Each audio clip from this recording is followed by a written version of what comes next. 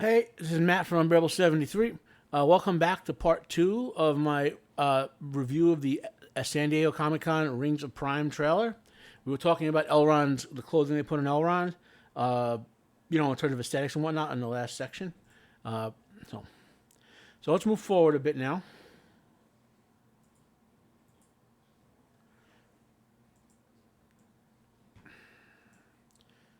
Okay, so we're gonna. This is now at this dinner. There's I kind of skipped talking too much about this scene. I thought it would be pedantic, but now I want to mention it. So that's Gil-galad on the far right. That's Durin the Fourth on the far left. We can see Elrond and Celebrimbor in the two seats there. And I'm presuming one of the ones whose back is facing us, the one on the right, is Galadriel, and we can't tell who the other three people are. The woman in the back could be Galadriel as well. The one I'm mousing over right now. Right, there's the one that's right there. Okay. So in the canon, most of the elves were not friendly with the dwarves at the time. Celebrimbor befriended the dwarves of Moria and bridged the great gap. Galadriel's husband, Celeborn, did not befriend the dwarves. In fact, that's one of the reasons for their separation, was because Galadriel was trying to fix relations with the dwarves as part of the Noldor court, so to speak. Anyway, let's just move forward again.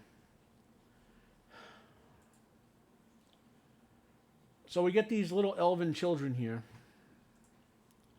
Now, I have a feeling that this scene is part of Galadriel's flashback based on what they're wearing there.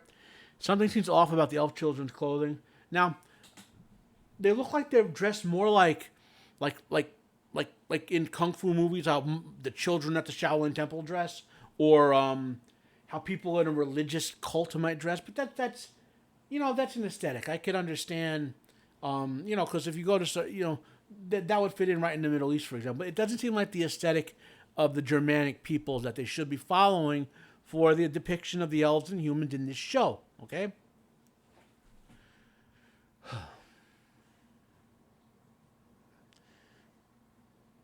Now we're gonna go to another scene which should be up right next. Okay.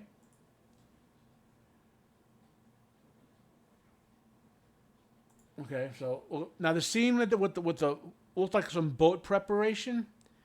Now this scene clearly connects with that other trailer. Like they start with some boat preparation, they show the elves on the boat, right? So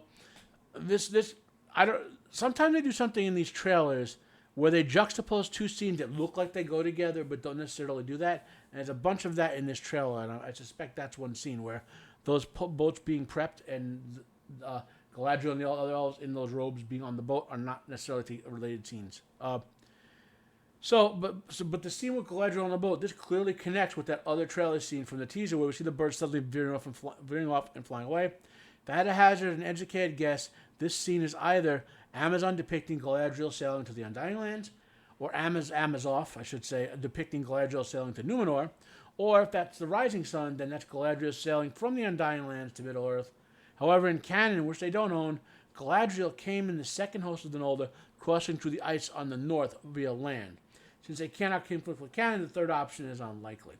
The odds are that's the second, that Har and some elves are sailing to Numenor, because it's in the same direction as the Undying Land. You sail west through the straight road at this time and that fits with the next scene, in a sense, if they're sailing to Numenor.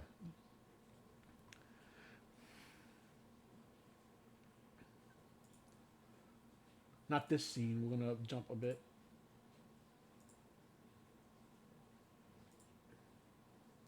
So this scene here, this is probably Numenor, and that's Tamriel, who is the okay.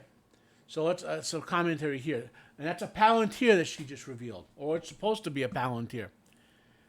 Now let's start. Tamriel, like all the Numenorians, it's supposed to look like a person of Germanic origin, very Scandinavian looking. In the peoples of Middle Earth, she's described as shorter than most people with bright eyes. There are actual black people in the Middle Earth setting. They will live in Africa and the Middle East.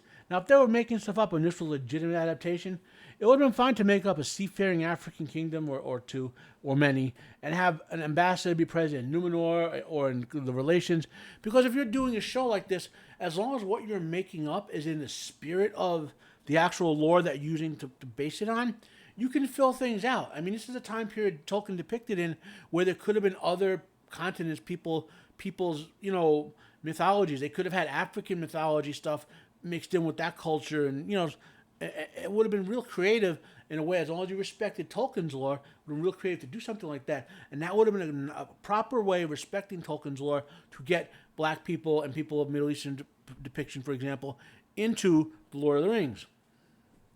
I have another video on that issue after I finish all this one. I actually like the actress that plays Tamriel in some other roles. She played a very well done version of Amanda Waller on Arrow, for example. I mean, I won't hype on the murder timeline, but pretty much all the Numenorians who matter for this story are born in canon over 1,000 years after Celebrimbor's death.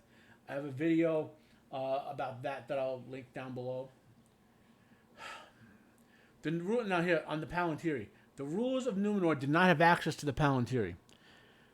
The Palantiri were varies by canon source. They were made in Numenor, most likely by Fëanor.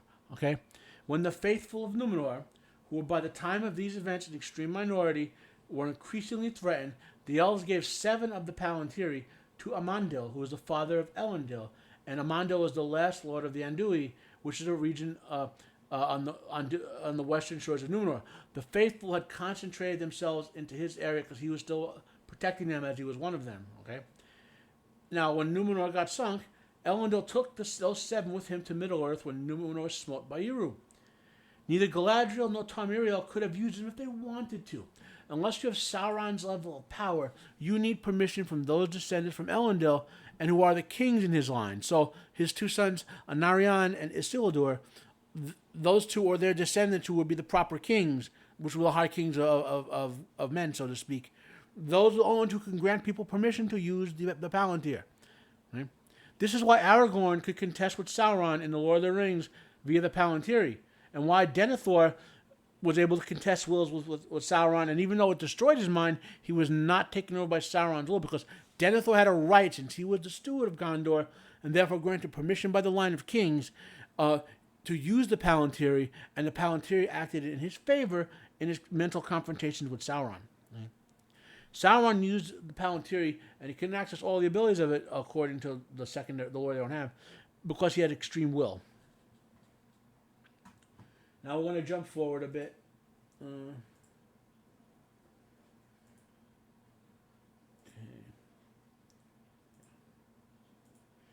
So right here. So you see we see the white tree, and we see Tamriel looking up at the leaves. Okay, so that's likely Nimloth the Fair, the white tree of Numenor. We see Tamriel looking up at the flowers of Nimloth flying over her. Now in canon, the tree basically stopped flowering and was in a state of illness and decline and lack of care until Tamriel's father, who was, unlike the previous, say, 8 or 9 kings of Numenor, he was a member of the faithful and wanted to renew the way of the Valar and the friendship with the elves and stop some of the harsher things that the people of Numenor were doing, right? And so Tamriel followed his way. When eventually, once Ar-Pharazôn forced Tamriel, who was his cousin, Pharazôn and Miriel's fathers or brothers, basically, they were first cousins. He forced Tamriel to marry him, and he usurped the rulership from her. And stupid Amazoff calls her the Queen Regent. She's the proper queen. The Queen Regent would be ruling for her child if the child was the proper king, and so forth. She's the proper queen. She should be called the Queen of Numenor. Okay? Anyway, so when Ar-Pharazôn took over, and then they captured Sauron. There's a whole bunch of series of events I'm not going to go crazy describing. So they didn't really capture Sauron. Sauron saw an opportunity and let himself be captured, because he could have laid waste to that army too, personally, if he wanted to. And he figured he'd kill 3 or 4 birds with one stone. So long story short, he eventually became an advisor to Ar-Pharazôn and converted Ar-Pharazôn and the Kingsmen, who were the opposite of the faithful, who the majority of people of Numenor were the Kingsmen at the time. and they started worshiping Melkor, they cut down the white tree and used it to build part of the Melkor's Morgoth's temple that Sauron had them build, because they all started worshiping Morgoth. That was in a span of less than 9 years. That's how powerful Sauron was in terms of mental manipulation. So this could be something related to that event, that maybe they start building the temple of Morgoth, and the leaves are flying because they're tearing down the tree. That could be that, or it could be the trees losing its leaves and flowers because the darkness returns to your medium and Sauron flies overhead and it senses it's evil or whatever. That's nonsense. Okay, so let's go forward to a bit more. Okay, that's the back. That's during the third. That's a back shot of him, and that's during the third talking during the fourth. Here we go. So we'll play from there.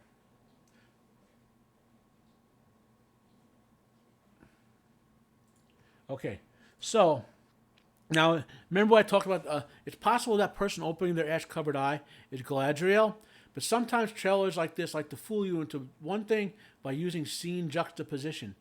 Basically, this seems to be more of Galadriel's flashback to the War of Wrath. I'm more and more convinced that they're going to imply that Sauron was the great enemy in the First Age, since I think they only have one mention of Morgoth's first name in the appendices, and they would also want to scrub Catholicism out of this for woke reasons. Morgoth, literally, as per Tolkien, is Satan. Okay, this is what I think is indicated by he has not one name but many line. I think they're going to say Sauron and Morgoth are the same person in this show.